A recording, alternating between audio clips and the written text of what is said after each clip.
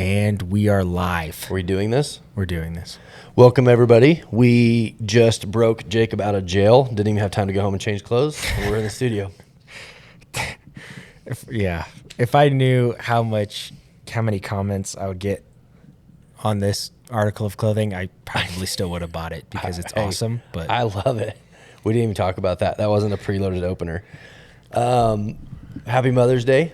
Mm-hmm. Happy Mother's Day. Yep. Wow, Jacob, how was it? How was jail? I meant to turn the volume down. I turned the volume up. It was Listen, Arizona's been wild. boring. Yeah, You don't even know me anymore. Listen, Jacob gets down here. I might show up with more tattoos. Hey, this guy, real quick, as we're waiting for people to come on. Grand Canyon. Yes, I went to the Grand Canyon, the pit.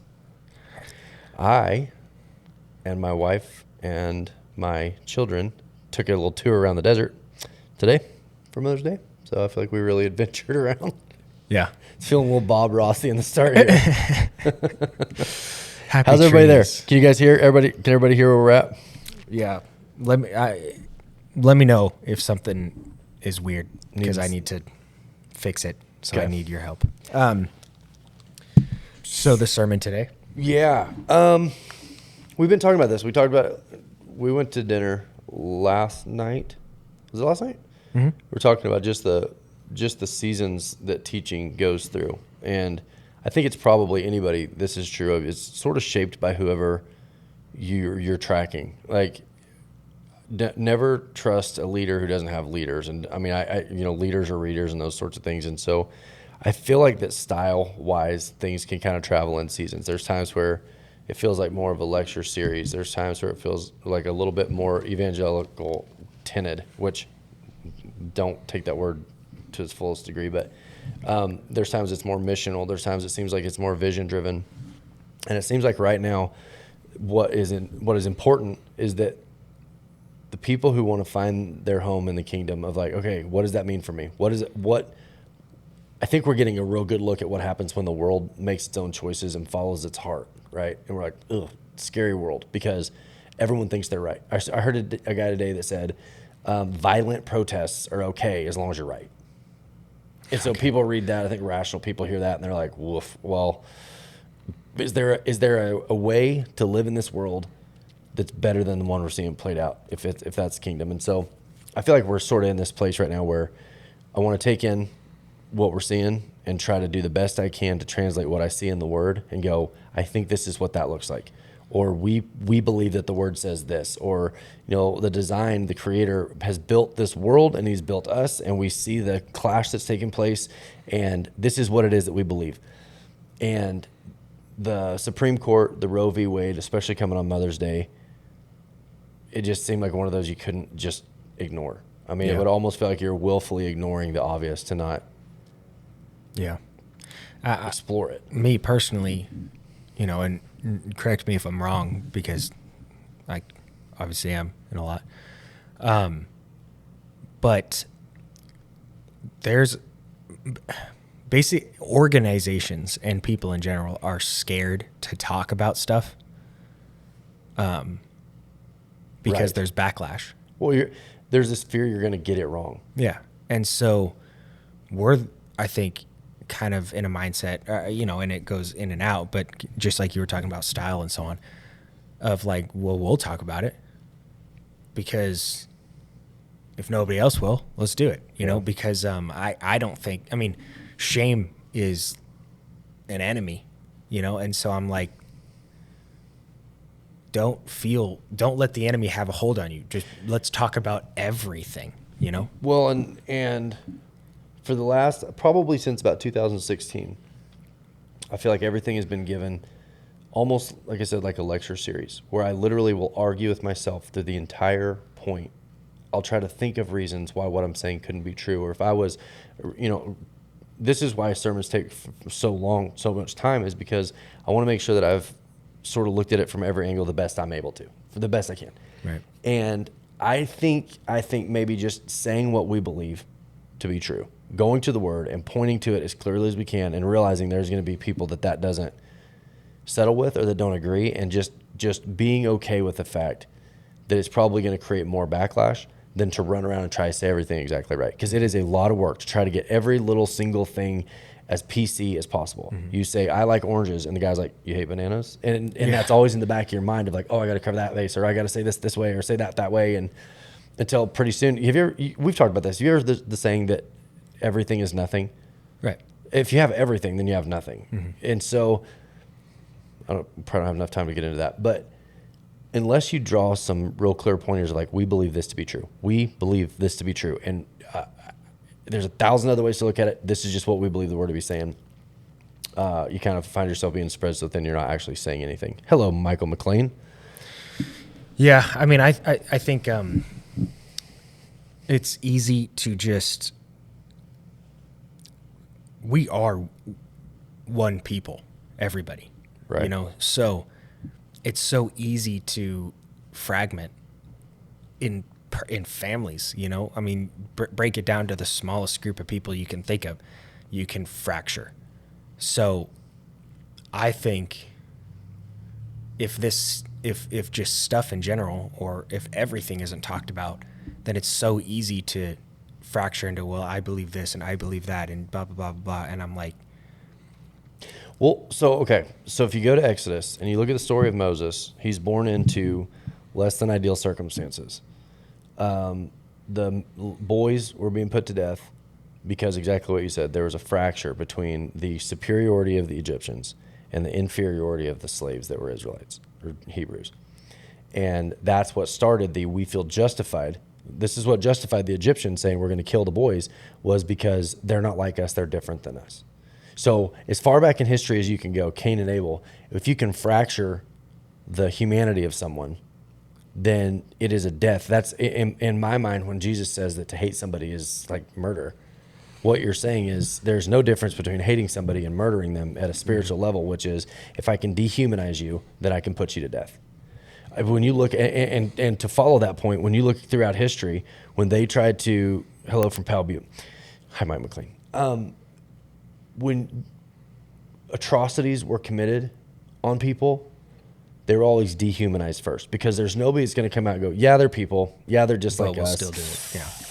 It's just so inconvenient. Let's Right. just go ahead. It's, it is what it is. It's evil. I know we're going to kill them. I know it's going to be evil, but whatever. Let's just wipe out the Jews in Nazi Germany, or Right. let's just like kill all the males born in, Egypt, because it always starts with the dehumanizing. And so to me, there is a very fine line where you want to go, no, I don't want to dehumanize unborn babies, and I do not want to dehumanize the mothers that are in these difficult situations.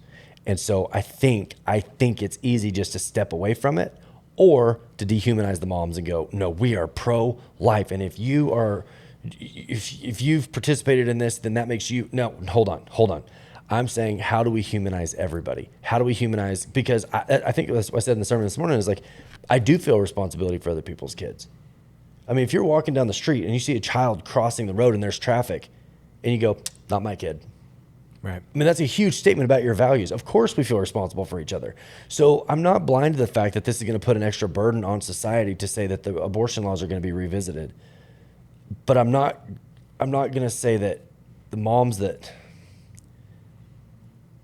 tragedy that they've been through, I think it is so much worse for society to go, that's no big deal. Just get over it.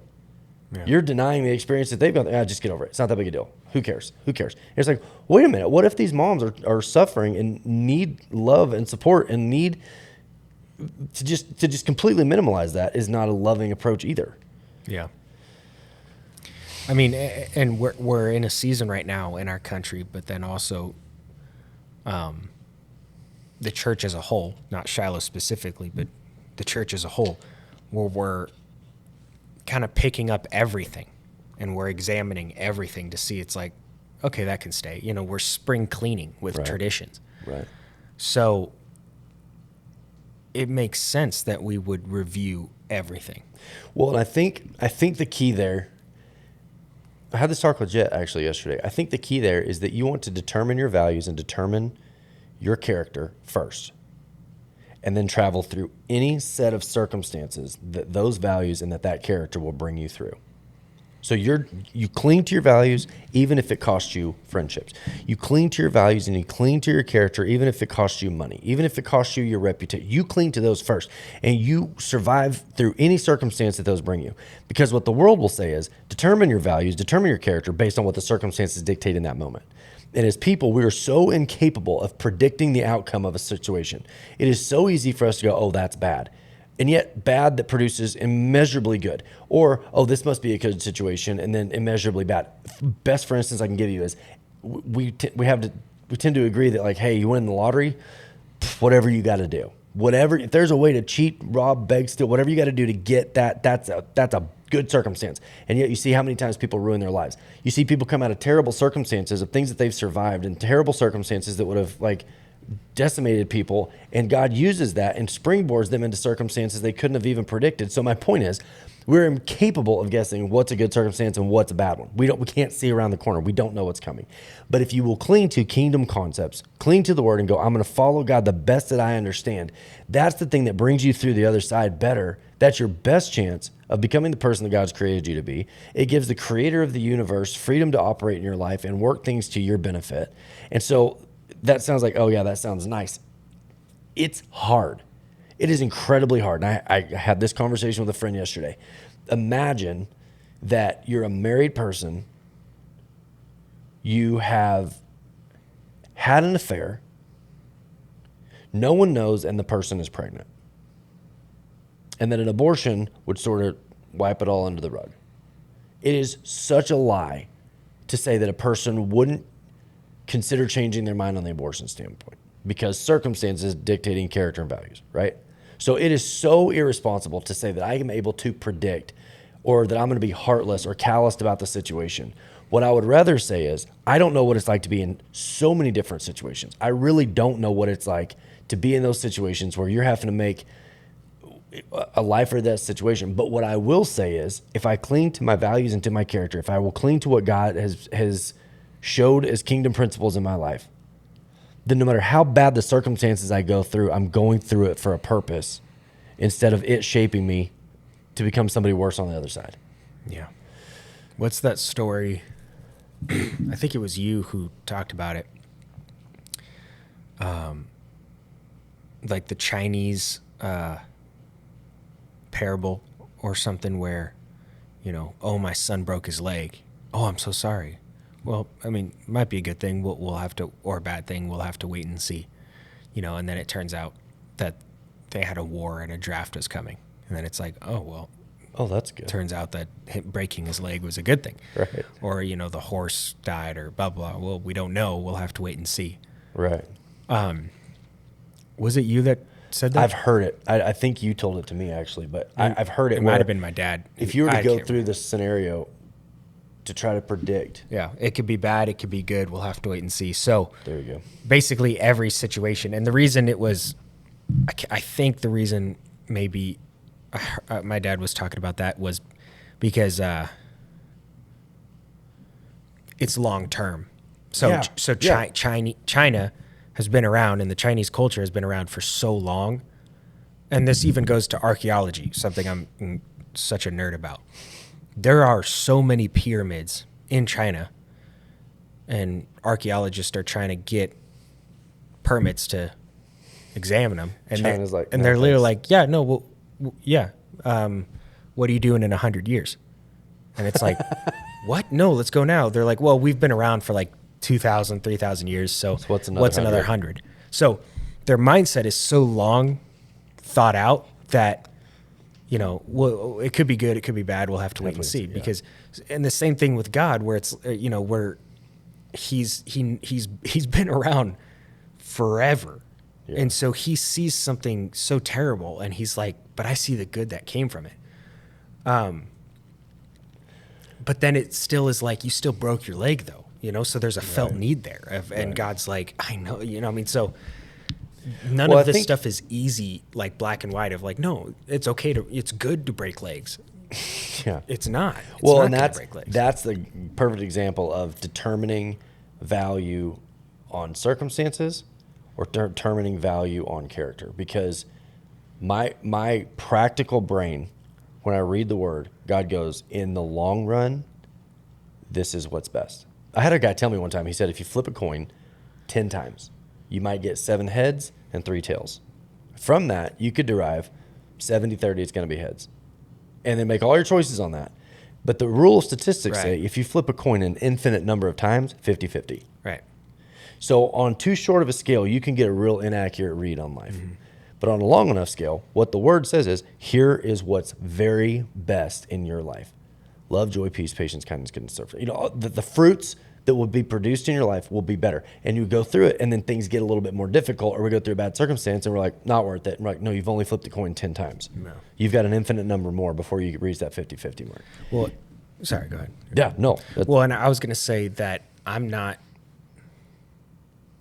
good at that, you know, of something not good happening, you know, or thinking about a loved one having something terrible happen to him. I mean, the rage that bulls up in me is not a healthy thing, and the thoughts that go through my head are not like a good thing, you know. And but that's, I interrupted, sorry, but that's what I'm saying is, it's in the moments when we're the most enraged that we can trust ourselves the least, because there are emotions at play.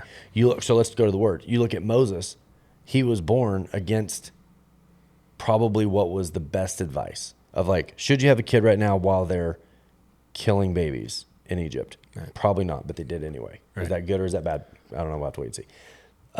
They passed the law. Is this good or is this bad? Well, that's obviously bad. But what it's going to do for Moses is it's going to drive Moses' mother to make choices she wouldn't have made otherwise.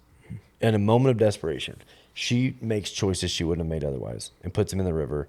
She gets paid to nurse him from Pharaoh's family. So it's like, is this good or is this bad? I don't know. We'll have to wait and see. It's like, but in the long run is, any point in that story, you could have gone to the left or could have gone to the right. But on the long-term scale, Moses is one of the greatest leaders in the history of all of God's people. On the long run, obeying God, taking him at his word, trusting that God's involvement makes things different than gauging it on short-term circumstances. The story of Moses is such an interesting one. And so I would encourage mothers, expecting mothers, with that is why, to me, the abortion thing is such a nuanced and difficult, fraught with pain sort of thing, is that we know that biology leans against the favor of women. Biology is hard. Right. It is harder for women. Listen, hey, full stop. It is harder to be a woman than it is to be a man. Right. Period. And so to recognize the disadvantage is not the same as blaming the disadvantage. Okay. Mm-hmm. So then you go to this abortion issue, and we recognize the unfairness of biology. We recognize the pain and the hurt. But what I believe in my heart is that God works through circumstances that we cannot make sense of. And we are robbing God of the long-term fruits or benefits. Now, pause. I also know that in that process, there are people who've already had abortions. They go, well, what about, hey, this is long-term stuff. This is what it means to live for God. It's like saying, if one decision changed the whole course of your life and you were to go back and redo it again, 1,000 other decisions. I mean, it goes infinitely different directions. That is what it means in the moments of suffering and pain and hardship and damage, and the nights you spend crying and the days that you spend doubting yourself and all the things that go with that. That is why long-term commitment to faith, it's why it says without faith it's impossible to please God. I wonder if that's not a part of what he's talking about. It's like, hey, it's going to be impossible to get where I'm taking you with only short-term commitment.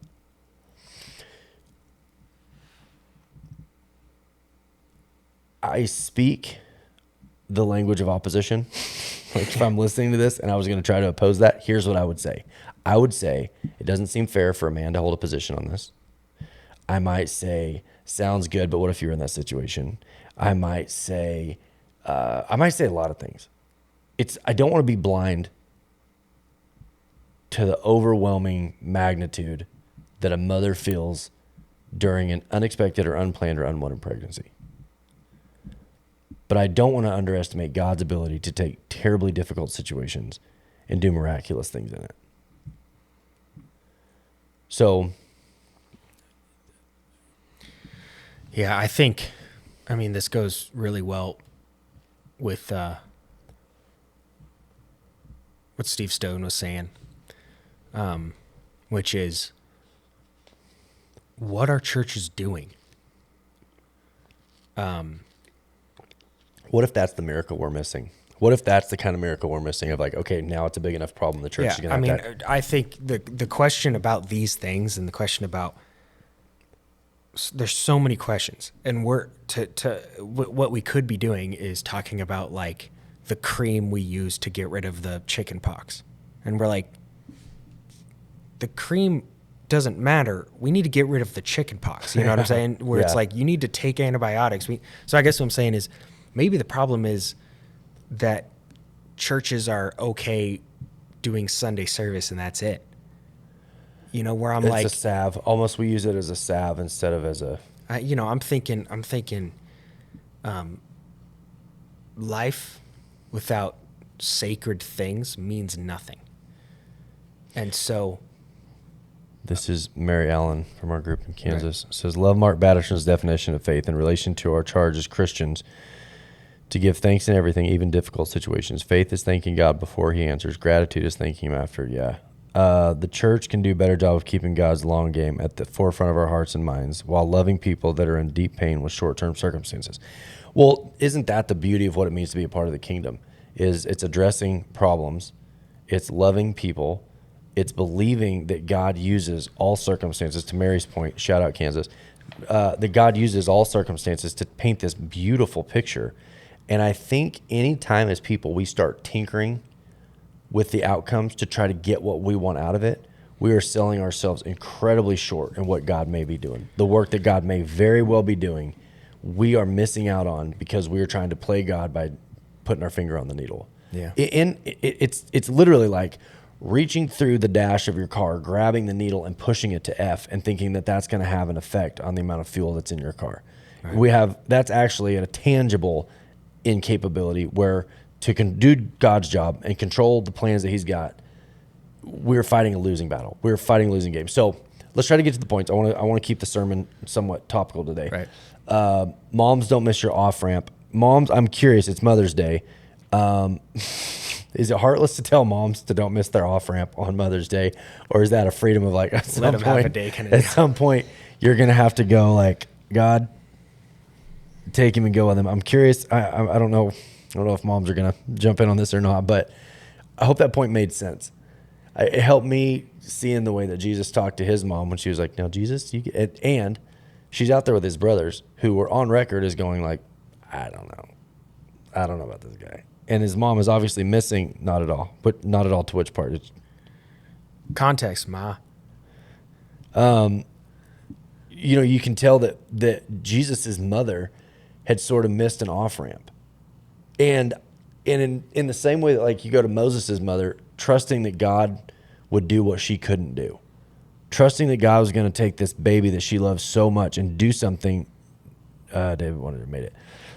Speaking as a mom, I had a hard time taking the off-ramp. Well, and I think that's it's a good reminder is all, because I don't know any good mom that's looking for an off-ramp.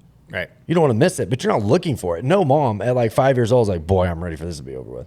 Yeah. I mean, I think it's the heart of the mom. That's what I'm saying about Mother's Day is Mother's Day in its best. The reason we do such a big effort to try to like make it better is that we realize it is a tragic job being a mother. It is tragic. It is traumatic. It is emotionally damaging. It's difficult. It's impossible, and it's beautiful. I mean, it's a story of love that is so impossible to understand in any other context. So a mom reaching an off-ramp that says, I've taken you as far as I'm able to go. I'm going to trust that God will take this and go with it. And knowing you're not exiting that person's life. Mm-hmm. Kids sometimes usher us to the off-ramp. Well, you see Jesus with his mom doing that. She goes, Jesus, I need to see you for a second. I don't know. Who knows? I would be so curious. Maybe that's like an eternity question. I'd be so curious to be like, what did she need? And Jesus' answer was, hey, you see like the rocket ship, it goes up to a certain degree and then they separate and then it just keeps going. Right. It's kind of that moment. It keeps going. And she's like, hey, get back over here. And he's like, hey, you are now someone that I'm going to die to save. Like, you are my mom, but this Now you are, a member of the mortals. Yeah. It's so, again, this kind of goes back to like, so for instance, okay, moms at a general sense are like, like you said, a good mom almost doesn't want to look for the off ramp, you know what I'm saying? Or shouldn't necessarily is. So it's almost the kid's job to be like, Mom, I'm going now. That will hurt more, in my opinion. Yeah. If you wait till the child tells you that you missed an off ramp, that makes it worse. It's already hard, right? But I think that almost makes it worse. I can't imagine how hurt Mary's feelings would have been. Jesus' mom, Mary, how hurt Mary's feelings would have been when Jesus is like, "Hey, you're on equal footing now. Yeah, I love you, but this is not. I'm not little Jesus anymore." But at the same time, the best kinds of kids help us take the off ramps while learning to enter the on ramps at the same time. Yeah, that's I think that's where it starts. You start to see your children taking off, and you go, okay, it's okay. They're going to be all right. Yeah, exactly. And I think it's this kind of goes back to the church type thing. Is I'm trying to think of, it would be so hard for a mom to be in a position of like, kind of like upstairs in the living room, kind of being like, how do I tell my 30-year-old son in the basement that he needs to move out? That would suck as a mom, right? Yeah. So it almost goes back to like the church idea of like, hey, why aren't people in the church being like, what do you want to do? Let's go do it together. Yeah. Let's get you out of your mom's basement kind of thought, right? Well, there's nobody madder at their mom than the 30-year-old in the basement who's being told to move out. Yeah, exactly. And it's like, so it doesn't make sense. That situation doesn't make sense. And I think it's because the ideal, well, I mean, that stuff doesn't happen all the time, but I think it's happening more. And anyway, Does it strike you as weird? Or does it strike anybody else as weird that two guys are sitting here talking about the roles of moms? Like, I'm aware. Listen, dude, I get it. I mean, it is Mother's Day, so we can't drag. I'm giving Lacey the night off. She's a mom, for goodness sake. She's watching a movie with her that kids. Does make sense.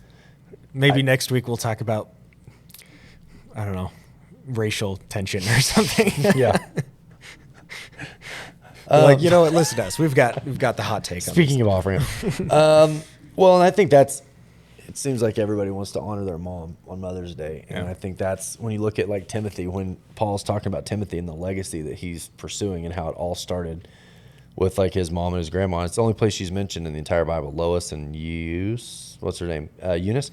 The only place they're mentioned in the Bible was that they set the foundation for Timothy, who went on to just this tremendous ministry. Right. And what an honor that is to your mother and the job that she did when you become a stand-up person. And I don't mean stand up in a successful sense. Right. It's like you honor your mother when you are disciplined and hold yourself to a standard. And that goes back to that like difficult circumstances. Like when you hold yourself to character and values and the things that really matter that get you through difficult circumstances. I can't think of a better way to honor your mom than becoming somebody that, you can look yourself in the mirror at night. And yeah, I mean, I'm thinking I want to honor my mom by, letting her like relax for 20 years. You know what I'm saying? Right. Where it's like, I want to give her, I got to learn about life and this and that. And it's like, that would be so cool if you could almost switch off. And well, to the mom's credit, in the same way that I've never been this age before, moms have never been the age that they are before. They're at a new place in their process. I'm a dad. I'm learning my like this idea that it almost feels like sometimes emotionally we expect that our moms have been through this 1,000 times. They should have it down by now. And I think there are times where moms are like, this is my first go. You get one. So, and the beauty of that is the combination of that. I love looking at Moses through the symbolism lens, because a mom that releases her child, and this is true of the prophet in the Old Testament that went to live at my mind's blank, went to live at the temple. What somebody help me. What was the prophet that Hannah dedicated him to, and Eli and Samuel. Same idea. Like God entrusts Samuel to her when he's old enough to wean. He comes to live she gives him Right. back. Like she trusts him back. Like they're symbolic versions of a mom who catches the off ramp and the child who hits the on ramp. And I love the reuniting of God bringing Moses back. I'm not even going to try to pronounce Moses' mom's name, but that God brings him back and reunites when, the symbolism of Right. that, of Yeah, when yeah. you trust that God's going to love your children in a way that you can't even love them, the chances of them coming back and this like restoration, relational restoration that takes place in that, the health of that. And just like you said a little bit ago, isn't it weird that we're the ones talking about this? You know what I'm saying? But I'm thinking, I'm just pointing. I'm a rusty sign, pointing the direction that I think where the truth belongs. Right, exactly. And I seriously, that's not false humility. That is me going like, I don't know what it's like to be a mom. Yeah. I mean, because my natural intent as a dad is like, get out there, go rub some dirt on it. I hope you do dangerous things carefully. I hope that you scuff up your elbows. I hope that life is hard and that makes you hard and that you become somebody that is a force in the world. Like I think dads are naturally bent that direction. So to speak on that, mom's position, to be clear, I mean, I can be right, but it doesn't mean I'm going to feel what they feel. I'm thinking, we're coming from the position of sons and, of a father, you know what I'm saying? And so we have mothers and you have a daughter. And so these thoughts that we're contemplating is like, we're thinking we'll protect you. Right. Like we'll do that. We'll help you and you don't have to go do that. And then we're looking around at the other men in this country and we're like, why are we not saying we'll be there for you? We will protect you.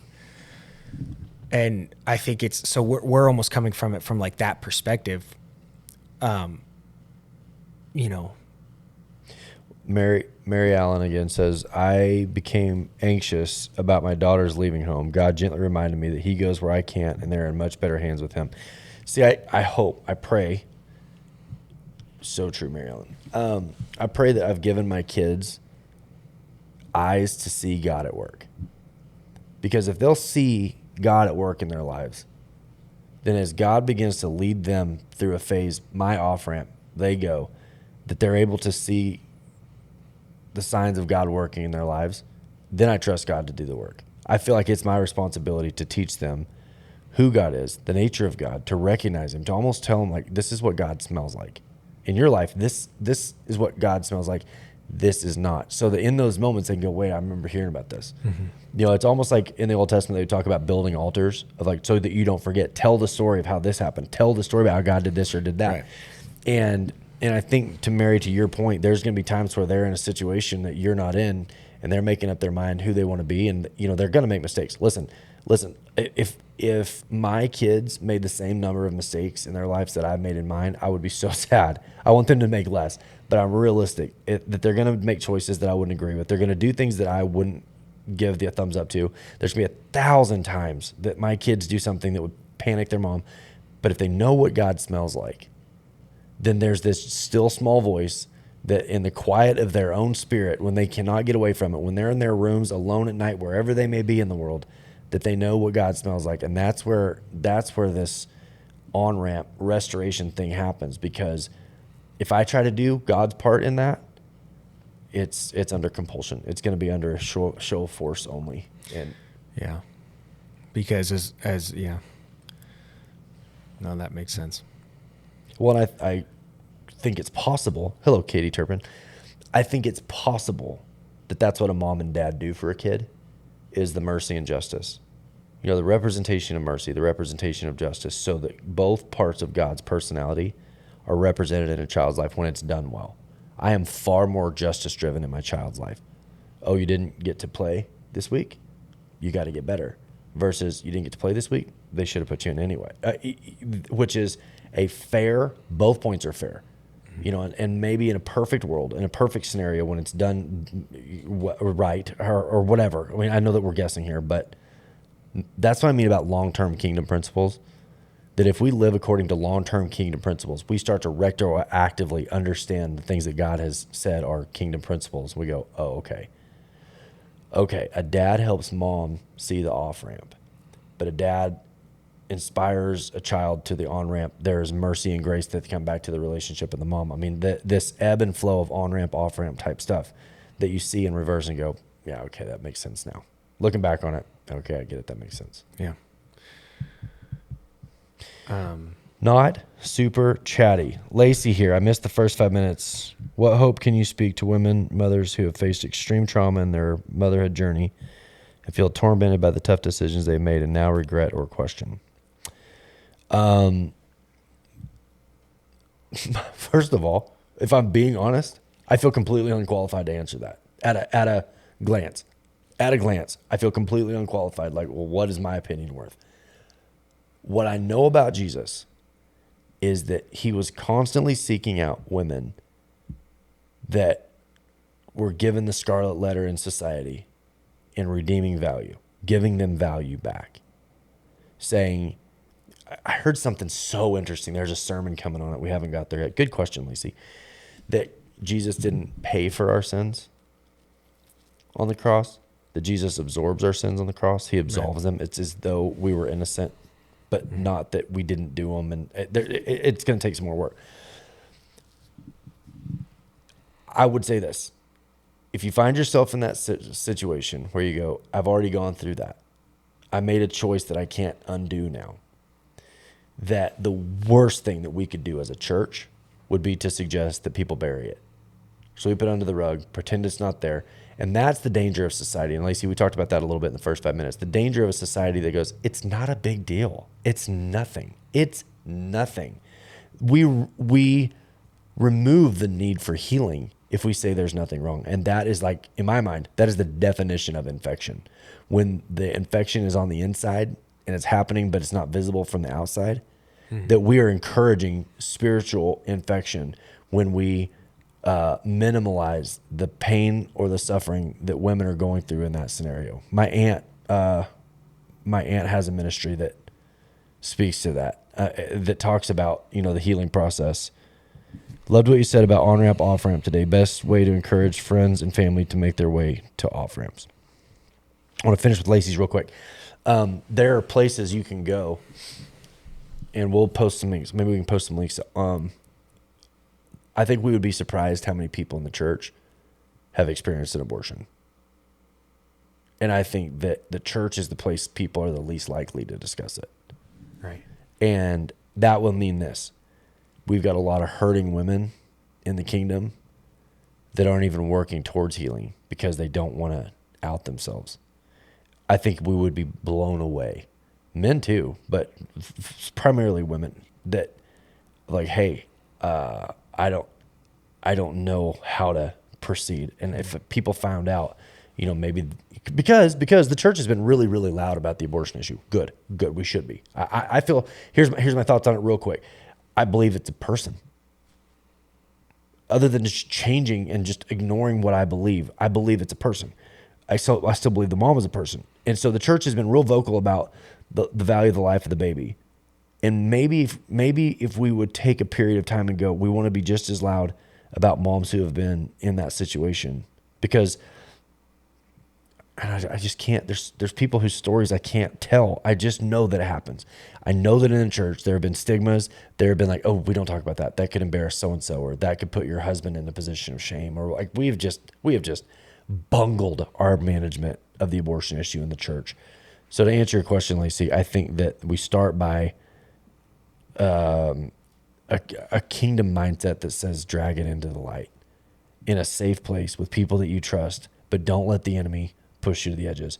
Mary, loved what you said about on and off ramp today. Best way to encourage friends and family to make their way to on and off ramps. I don't think you have any control over your mom's off ramp. So I would encourage, if you got an on ramp, go for it. Just go for it. Jesus, the Son of God, drew a line and said, no, I've got to go do this thing. As difficult as that must have been, he just went with it. Moms, if you know it's coming, that's probably a good start. If you're a mom and you've got children and you're raising children, it's probably a good start to say, hey, I need to be aware that, and I don't mean off ramp out of their lives. I'm saying off ramp that you cannot be their provider. You cannot be the nurturer for their entire lives. I think it causes problems in marriages. I think there are times where if a mom misses an off ramp, well said, Mindy. What did Mindy say? Sometimes shame keeps us. Oh, I missed one. Hold on a second. I'm going back up here. Mindy said something and I missed it. Do you see it? It should be right under, Mary's and Holly's. It's on the stream right now. Okay, hold on a second. Wait for it to get there. I missed that one. Oh, Mindy says, sometimes shame keeps us silent. I agree, being open stimulates healing, but healing through the fear and shame is paralyzing. I think that's where, that's where I say nuance, that it is not a black and white treatment program that says, flip this button and everything gets better. I think it's knowing that there are people like Beth Wendell and Teresa Irving and these people that are in the prayer room every single week. I don't think it's something you stand up in front of the church and you wave a sign and you go, hey, I just wanted everybody to know. It's not I don't think it's a public profession right off. I think it's like, hey, where do I even start with this? I've been carrying this around for a long time, and what does this even mean to open this back up and get healing at a deep level? I mean, I can't imagine. I cannot imagine the difficulty of that. So to keep yourself in a community, and this is where the church thing is so vital, is that every Sunday morning there is a group of people that get up, they get dressed, they go to the same building, and they make themselves available so that if there is someone who needs healing in their lives in that manner, they are available. There is a value to a community on a Sunday morning because you don't get that at a football game. You don't get that at a grocery store. You get that with a group of people who go, we are all sort of collectively agreeing that, like, this is why we're here. This is the core theme of why we're here on Sunday mornings. Now, it's a pep rally for the football games and the grocery stores and the kingdom moments, but that is where you've got to have a place that's like, this is an embassy. And if you come in here and you need help, and I pray that we don't get so traditionally church-minded, that it's not an open door for somebody that comes in and goes, I don't even know what words to say. I mean, I know the people in the prayer room. That's exactly where I would start. Those are phenomenally gifted, spiritually mature people that are a great first step. To Mindy's point, church can be more inviting about how to find healing and less loud about the evils of abortion. More, yeah. And I mean, I think we've gotten maybe so, how do I say this? I almost wonder if we've gotten so middle ground in an effort to not cause offense at Shiloh that we haven't really drawn our line in the sand and said, I am anti-abortion, I am pro-mother, and let's figure out what that looks like. We just don't draw very many lines in the sand. We look at a lot of things from a lot of different angles and we let people draw their own conclusions. But that's always been, for me personally, that's always been a deeply held value. And when you have kids and you see them as a child, it takes the seriousness of the abortion conversation and ramps it up to 10 million, because that means there are mothers that are not being treated spiritually. They're spiritually not going through a healing process that they desperately need, because we've tried to minimalize it in the world and say that it's no big deal. So, I mean, I think exactly your point. By on Sunday, people get up and they show up because they want to be there for you. When I think of churches in 2022, I think of open all day, every day, all night. right. Where it's like, hey guys, do we want to figure this out? Do we want to be there for people? Yeah. And if people are like, yeah, we want to be there for people. Okay, let's have a sheet where this is a 24-hour period. We want you there for an hour. Write your name down. And then they're like, well, I'm not going to be up there at 2 a.m. be there for them. Like, we want to be there I'll give for $1. And it's like, oh, okay. So you don't, you know what I'm saying? Where it's like, hey, do we actually want to fix this, or do we just want to tweet about it? Right. Because when I think of the importance of what we're talking about, I'm like, let's be a place where I want to get to Tracy Felosi's question. It says, does the burden lie completely on the woman? Why not heal the offenders as well? The coin has two sides. I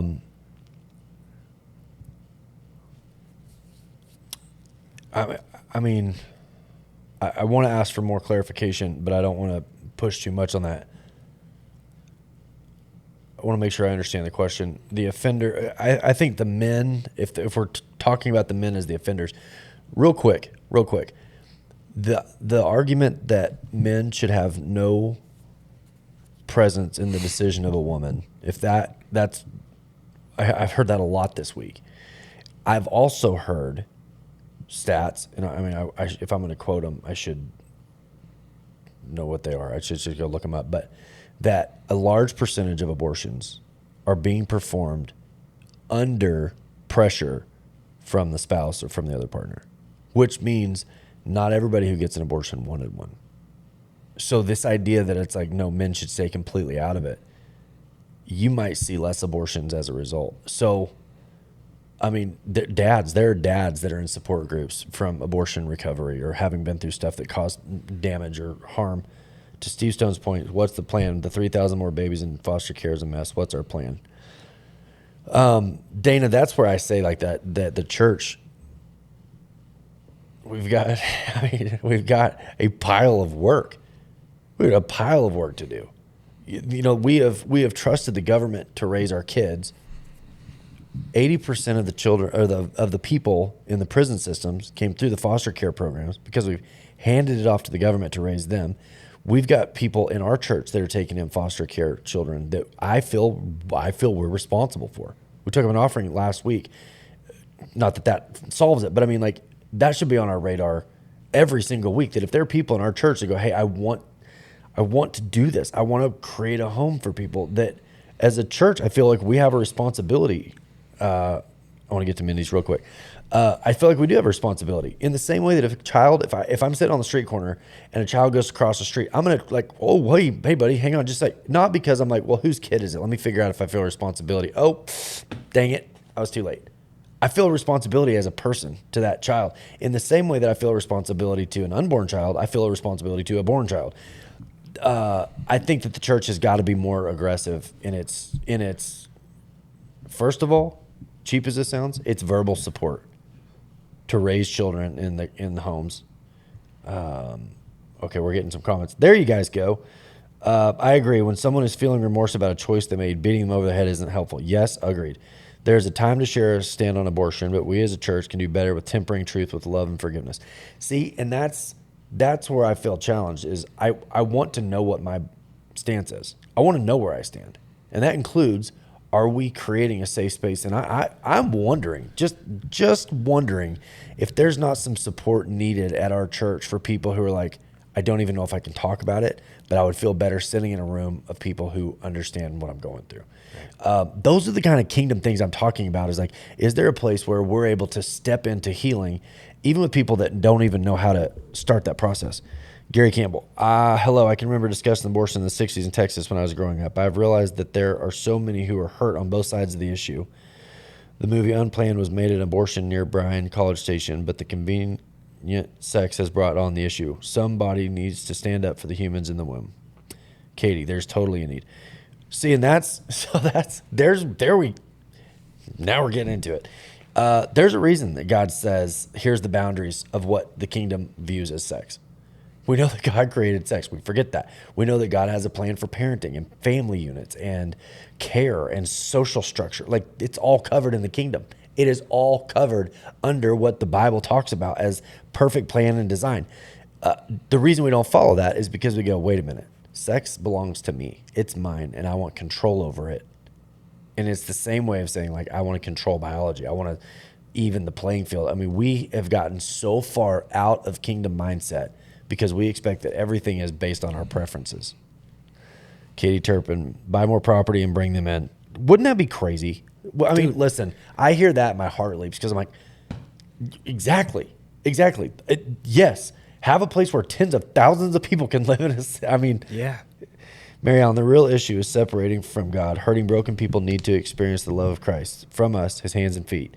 Loving people where they are and showing grace brings people to God. He can bring truth to their situation, their pain, convey healing and forgiveness that is life-changing. He brings transformation.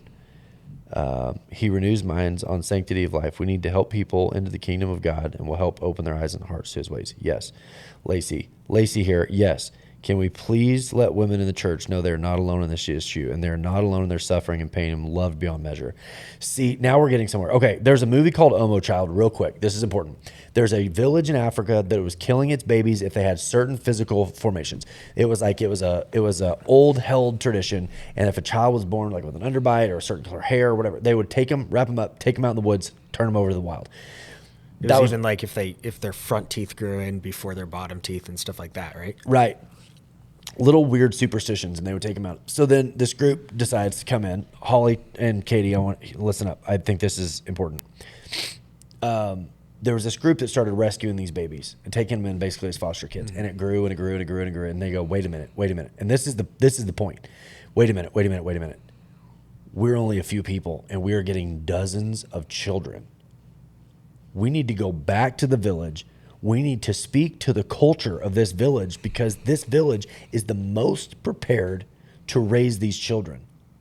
So sending them off for somebody else to take on these children is, even though that's better than sitting them out in the wild and letting the animals take them, we need to reestablish culture in the communities. And I think this is where, the idea of just building apartment buildings and moving all these foster kids in, like giving them a place to go, as much as I love that, I think that the next step past that that's even better is build a community of healthy, functioning, contributing adults and a village and a community where there are opportunities to be raised amongst your people.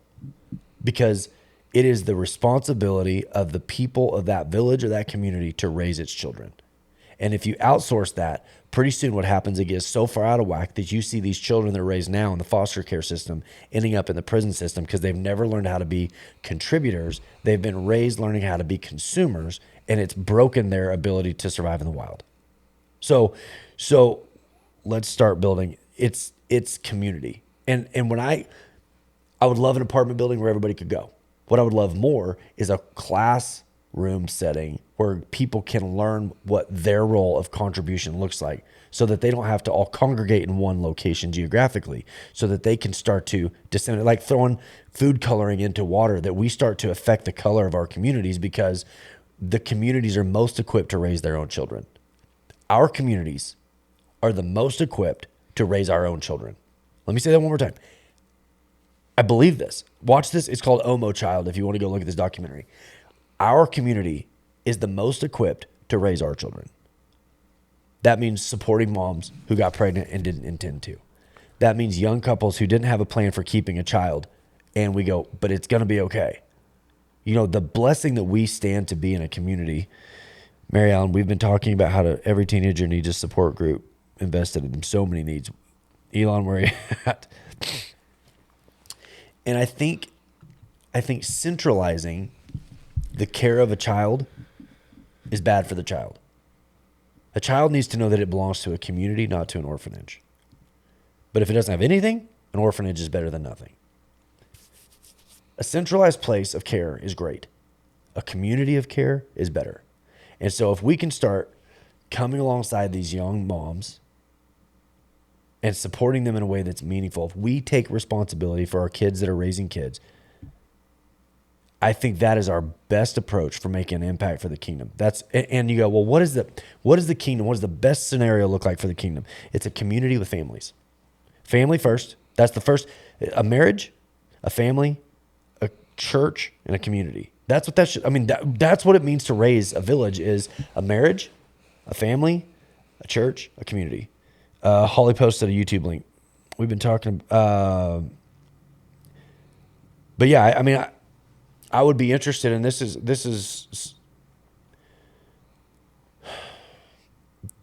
what kingdom stuff is.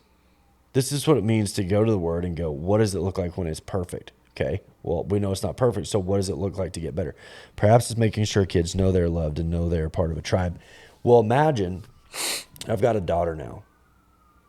And what would I tell my daughter if she comes home? They're coming for me.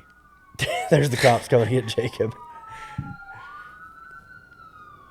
They're right outside. What would happen, God forbid, if my daughter comes home in her early teenage years and says I'm pregnant? The first thing that I'm going to tell her is that her room is big enough for two.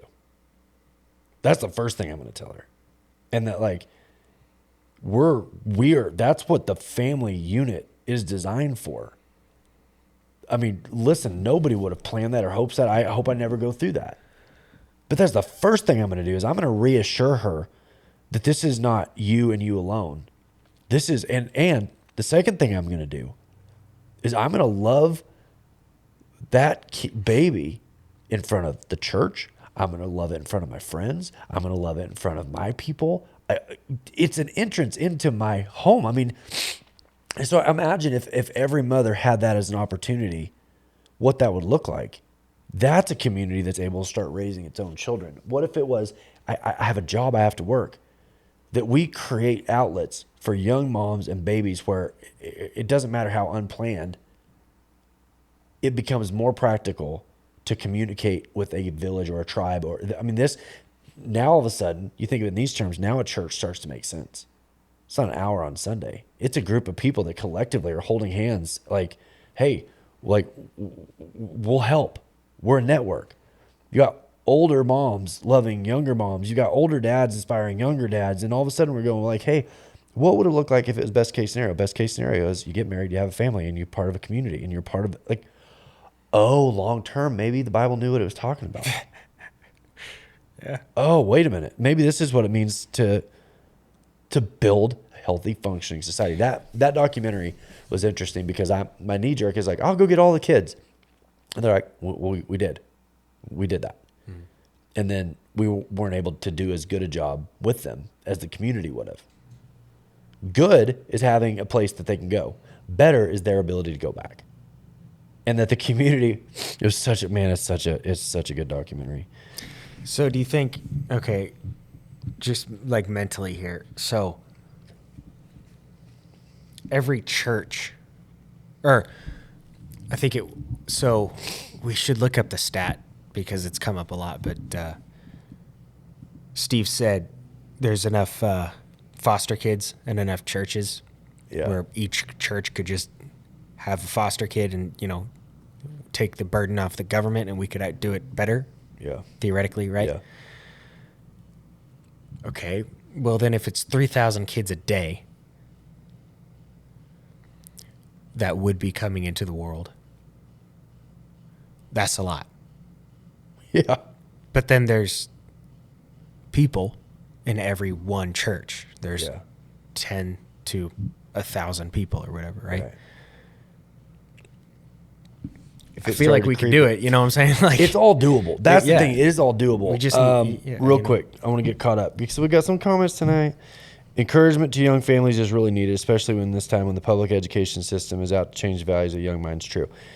Unfortunately, not all families are safe, available, or aware community is needed. I want to update that. Churches are needed. Churches are necessary. If you're thrown into a community and you're in over your head and you don't know where you're going to go or what you're going to do, how wonderful would it be to know that you could go to a church and go, I got nothing. And that's part of the agreed upon kingdom mindset that goes, oh, wait, that's what we do. How can we help? Yeah, imagine the guy that, somebody comes to the church and says, I'm at rock bottom. I have nowhere, nobody, and nothing. Imagine the person that was like, oh, yeah, no, I was there. Yeah. So, 2 years ago I was there, so come on in. I'm going to tell you this. That is the thing I probably value the most. Of all the things I value about my friendship with Steve Stone, that's the one thing I probably value the most. Oh, that's sweet. That's why I walked in the door. That's probably the thing I love the most about Steve Stone is that I'm never going to call and talk to him about anything and have him go like, oh, dude, woo, and like distance himself. Right. It doesn't matter. I could say like, hey, I went through this season where I was just murdering people. I didn't, for the record, I didn't.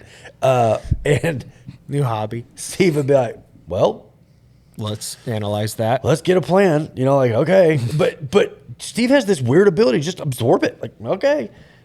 And for that reason, Steve's the first person I would go to if I'm like at a bottom of the barrel place in my life. That's where I would start, because I know I'm not going to. He's not going to clutch his pearls and be like, oh, right. I can't. And that's what we're going for. I mean, but what triggered this conversation?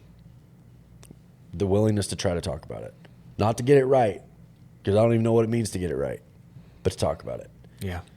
A church that is loving and accepting of all. What better place to find healing and love and support? That's the kingdom. That's why the kingdom's like, no, churches matter, and we've turned it into something different. But what is religion? The Bible says, what is religion? You want to be religious? Widows and the orphans. You do that, like, you start there.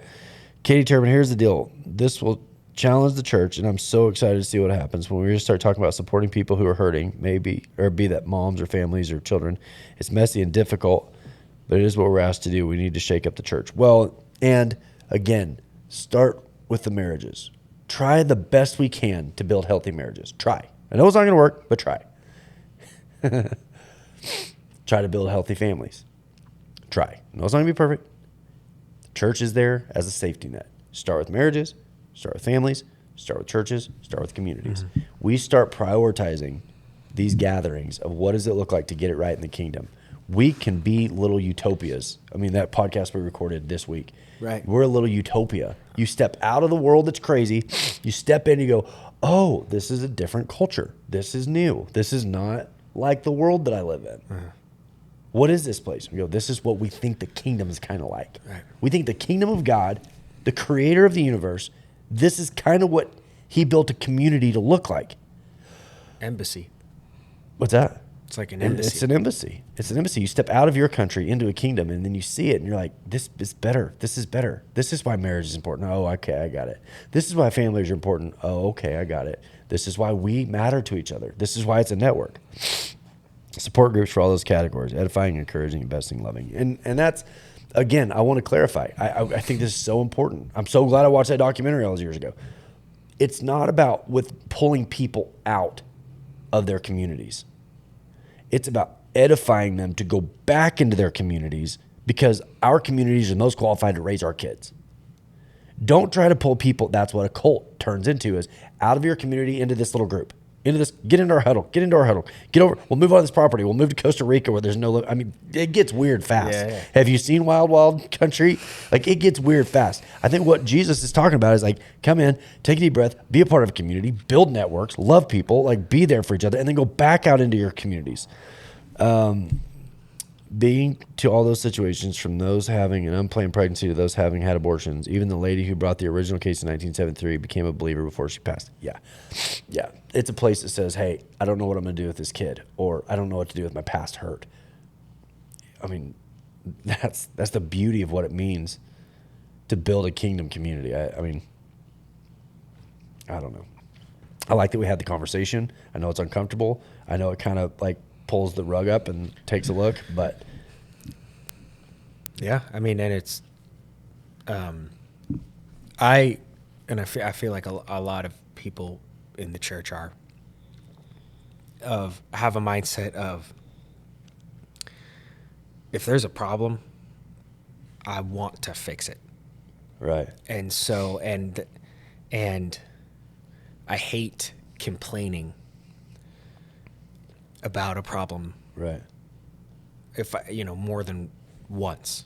Once is like, okay, cool. I need to hear about the problem to fix it. But then twice is like, did the problem change? No. Then why are we talking about it again? Right. We need to go fix it, right? So, I feel like a lot of people at the end of the day are like, kind of putting their foot down, and they're like, let's go do it, and so, but then it comes down to just saying yes. But I think that's where the core value of Shiloh really makes an impact, is that we want to create contributors, not consumers. We want people to come in, be a part of a community, and learn what it looks like to contribute back. Right. That's why we give, is because if we just create a culture of consumers, we've created leppies. we've created animals that are not equipped to go back out into the wild. Right. They have to live under the protection and the provision of a cult. Right. We have created people that are really prone to very bad situations. Yeah. Or we come in and go, why don't we teach our kids how to weld? Why don't we teach our kids plumbing or woodworking? What if we equip them to go back out into the world and be contributors so they can stand on their own 2 feet and willfully participate in the community? So when I say let's get going, the idea is not let's do it for them. It's how do we build a community that remains self-sufficient, stands on its own 2 feet, looks at life and goes, hey, I was not ready to face the world, but because of my connections here, now I am. Right. I mean, and to your point, God love Katie and Kyle and the leadership team there at home and what they're doing for the Powell Butte group. Mary Allen in Kansas. I mean, these groups of people that are taking responsibility for their local group and going, let's do it. Yeah. Let's do it. Let's build kingdom reflections. When people walk in, they go, this is what the kingdom looks like. Can't be that in an hour on Sunday. But an hour on Sunday, we can all come in and be ready. So if there's somebody that goes, hey, I need in. I don't know what I'm doing. I'm pregnant and I'm 15. What do I do? Yeah. Get in. We're fine. We got plans. We got things. We got stuff that we do. You're going to be fine. This is going to be all right. You're not the first. Imagine what that would look like if Sunday morning was like, this is what it looks like. Okay, ready? Go. Break. Let's get after it. Yeah. And I'm thinking too, mental health in general, meaning, how many freaking suicides a day happen? Boy, hey, this is conversation for a different day, but one of the things that they've talked about recently, and I heard it through Jordan Peterson, but he was talking to somebody else who said it, and I wish I could remember who. My memory sucks, but that self-focus is one of the primary drivers of mental health and depression, mental health issues and depression. That over-focus on I drives depression. Right. So what we're talking about is still a meaningful solution to a problem that is affecting other areas. That says, come in, let's figure out how to take your focus and put it onto something else. Self-forgetfulness. It's not thinking less of yourself, it's thinking of yourself less, right? Mm-hmm. This is the kind of stuff that when you really dig into a kingdom community, these are the sorts of things that start to become rectified. Right. Yeah.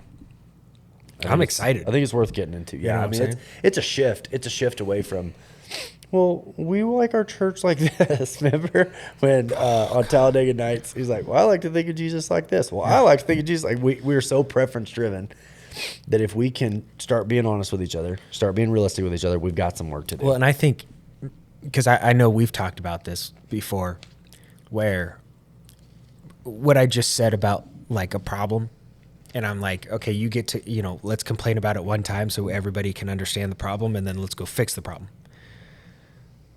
So the same thing, like when church is the same thing every single week of like, Jesus loves you. And I'm like, got that last week. Okay, I'm ready. What else? Okay, now what? Now what? I need, and then it's like, it's the same thing where we're like, okay, here, Jesus loves you. Okay, now this. Okay, now this. Okay, now this. And then let's go do this. And, blah, blah, blah. It's like, we got to keep going because. Yeah. Katie says, it's a big shift, but it's so needed. If you don't know, the focus of Powell Butte this year is deeper through better connections. This seems like exactly that. Right. My personal contribution has been homes and hometowns. I'm so determined that there are places that need what we're talking about right now. This feels like that. Any kind of encouragement in the trades, ranching, farming, and mechanics, it's a great goal. Even someone fishing or hunting, skills of all kinds, being mentors. At some point, we're going to have to get a 1017 steer and butcher it ourselves with the kids that want to learn how to do it. Those kinds of things, there's such a need for it. Again, what does it mean to live in a healthy community? Yeah. Let's talk about it. Yeah. And so when you look at like Katie in Powell Butte, I'm using Katie as an example, and then I'm going to talk about Kyle also. Katie is so people relational oriented. She is so good at it. But if you're going to cut up a steer and you're going to have people standing around with a bunch of knives and cut up a steer and learn about what that looks like, get me Kyle. Right. Because Kyle is the raw. He is the energy in the room. And so a group of people, you think of Mike and Teresa, you think of Dave and Rachel, you think of Harlan and Sharman, you think of, I forgot who I've already said, Beth and Bo. There is groups of people that are going like, okay, we'll do the work. Mm-hmm. You bring them to us. We'll do the work. We'll parse it out. We'll figure this out. I mean, we are shifting away from the old model that we did what we knew to do to what has got to feel like, hey, we're having women come up and talk about their past. I think there needs to be a room full of people like this that can talk. I mean, this is what it looks like to move that direction. I mean, and how cool would it be if we're like, man, I don't know what to do, Yeah. but let's figure it out. You know what I'm saying? If you could walk into the building and have somebody immediately there that's like, hey, by the way, I'm your advocate. Like, if we don't know what to do, we're going to figure it out. Right. But you've got somebody, right? I mean, Well, it's like if the power of one person is 1, the power of 2 people is 5, the power of 3 people is 10. I mean, exponentially, the power of a group of people that are committed to each other goes more than the sum of its total. Tracy says, I felt panicked. Mother's Day morning sermon opening with the subject of abortion felt like Pandora's box is blown open. I'm grateful to interact with the Q&A to better understand the view and intention. Good. That's in my mind, that comment right there is exactly why we do these. Is you get to marinate on them all day. You come back and you go, okay, what about this? What about that? Because it's impossible. There's no way that in 30 minutes you're going to fully exhaust every angle. And that takes a lot of pressure off of me, is that I can leave some things unsaid of like, I think people understand where that road goes, instead of having to track every little branch of like, hey, this is kind of the limb of what we're talking about.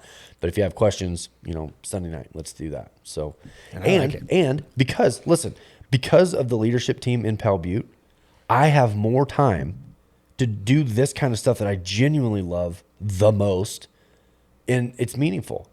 I mean, we've got a team of people. This is kind of that network thing that we're talking about. So glad you guys are doing these podcasts. Thank you, Miss Mary. So yeah, that's what it means to live in community, find people's strengths, live in identities, safety in moments of mistakes. Wouldn't it be nice? It's a goal. I mean, it's a dream. I won't even say it's a goal yet. It's a dream, but wouldn't it be nice? People walk in, they go, what is this place? Well, this is kind of what we think the kingdom is. This is great. I remember when I taught my son-in-law how to bone out a deer and his friend. My son also learned woodworking skills from others. Yeah. We need to prioritize the trade school type things, because that's how communities are developed. I mean, we've got 56 acres at the home base. yeah, man. We got room. We got the people. Yeah. We just have to understand why it's important. Hey, and if you're a pregnant mother trying to decide what to do, I would love to know. If I was a pregnant mom, I would love to know there's a community of people who are like, we'll figure it out. I don't know. We'll figure it out. Don't disappear on us. We'll figure it out. But we'll figure it out by teaching how to be a contributor. The expectation is not we'll do it for you. It's we'll teach you how to do it. Katie, our biggest compliment in the last few weeks from non-church people was, this church isn't what I expected.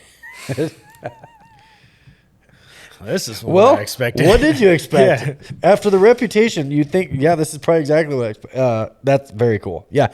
Well, and it's again, the hope would be people walk in and go, what is this place? Well, we think this is kind of what the kingdom is. Love that these podcasts stay accessible for folks to watch later. Yeah, for sure. Well, and again, and I know, I really do appreciate that people don't just get on here and gripe. I really do. It's like what you said about the complaints. Really, honestly, I do. However, I hope that people feel free. Hopefully tonight is kind of the beginning of that. We saw a little bit of that of like, hey, I need clarification on, X, Y, or Z. Because sometimes. Well, and to be clear, I'm not saying like this is complaining. I'm saying like we've gotten too okay with talking about, like we've gotten too okay. This stuff is a big deal. Yeah. There's a lot of things that are talked about and people are like, yeah, it's crazy. And I'm like, this is a big deal. Why are we not figuring this out? Because we have a giant "that's crazy" button. Yeah. Hey, yeah, that's crazy. That's oh crazy. Boy, that's crazy. We've quit participating in our lives. I will say this. I think people have quit participating in their lives in large part. We've become slaves to our electronics. We just do what they tell us to do. We are quiet. We are useful idiots to a bigger power, and we have stopped participating in our own story. And hopefully this is the kind of stuff that causes people like, I'm a part of a community. Like, I'm matter. What am I doing? Yeah. And I'm excited for, just stuff happening. You know what I'm saying? Like, let's just figure it out. Let's do it. I will say this, and try I this. hope this clarifies, and we try to talk more about topic than church government, but Right. Yeah. it has helped me so much to be 1 degree of separation where I don't miss the forest for the trees. You know, it's kind of like if you're making a plan, if you're watching a football game, to get to sit up in the press box, your view of the game is going to be different than the guy on the field. Sure. And to be able to have 1 degree of separation where I'm in the press box watching what I believe and working with the people that are on the ground, everybody doesn't stop and look to me and go, "What do we do?" Like, you're doing it. Just keep doing it. Yeah. You know, it's been helpful for me just selfishly. Gary says the wood cutting is a great start. Yeah, the 1017, the wood cutting. There's things going on that it's like little moments of like, this smells like the kingdom. This is, I think this is how God organizes people. Let's lean into that. You know. Yeah. It's all a great start. Once we realize God's calling on us, we've been bombarded with opportunities to operate in that calling. The need is huge for willing believers in the kingdom. So rewarding, nothing compares. It's what we were designed for. It's literally what we were designed to do, is live in community with each other. Yeah. Glorify, I know we use that word, it's a church word, but like glorify the reputation of God and love each other. Man, that's what we were created to do. You're taking a fish and you're turning him loose in the water. Right. It should feel like the best feeling ever to live in the calling of the kingdom. And how ironic that when we get it wrong, it's the old traditional religious church model that kills people. So we don't want that. We want something better. We want something more. I want to know what it looks like to get it right or get closer to right, you know? Okay. Well, we're over an hour. I think it's for sure our longest one. Probably. Yeah. I mean, it goes well when people have questions. Yeah. Thank you guys for jumping on. You know, it's interesting. We've got several different locations. We got Mary from Kansas. We've got Katie from Powell, Butte. We've got people kind of from all over, and we're in Arizona. So I love that. Yeah. Love that for us. Yeah. Yeah, exactly. Thank you everybody for joining and being a part of this. I just letting people know we're signing off. If there was something somebody had, jump on here real quick. Life has so many issues. We need each other. The scripture mentions how the older men and younger women help younger. Yes. Multi-generational. Yes, Oh, yeah. absolutely. I don't want to create a place where people can withdraw from the world. I want to be a place where we equip people to go back into the world. Well, maybe this Yeah. type of thing is like, hey, we're just going to turn them on every single Sunday. Yeah. We're going to turn this camera on.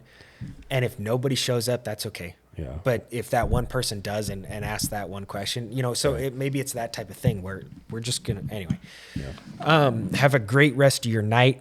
Have a great week. We'll see you Sunday for church and then Sunday night for this thing. So thank you. And love people around you. Bye for, where's the button? This one. Bye for now. Bye.